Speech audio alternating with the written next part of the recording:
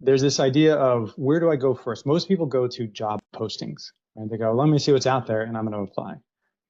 There is a time and a place for what I call sort of, or what is called company first search, right? So where you're not actually looking for postings, you're looking for companies. And company first search is important when you have constraints, right? That you're like, I want to work for a company, if it's an industry, if it's a location, if it's anything, right? If you have constraints about where you want to look, then you go company first, right? And the classic one here is comp, right? So there are some people who work in, let's say you work in the Bay Area, you work for some of the big names, you're very well compensated. Well, if you want to keep your compensation, there's actually a very limited number of companies that can match that kind of compensation. So just kind of looking around and seeing what's out there is probably less effective than saying, okay, here are the 10, 20, 30 companies that can basically afford me, and you want to sort of start there.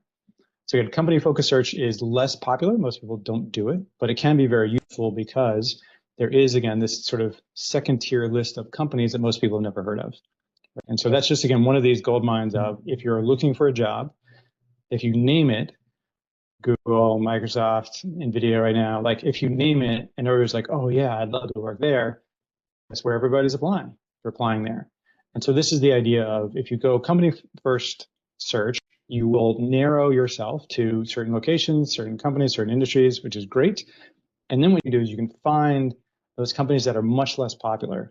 They may be just as profitable, just as impactful, right? But they're just not household names. So if you do that, you can oftentimes find a set of companies that are lesser known, makes it easier to apply, easier to network. Everything else becomes easy if it's not one of the big name ones. So when you're thinking through your next job, right, classically go look for opportunities. That is an important way to do it.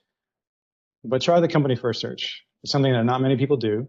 And oftentimes you can find some gems in there that make it much, much easier. So that's, when you're thinking through, company first search can very well be a better approach for some people.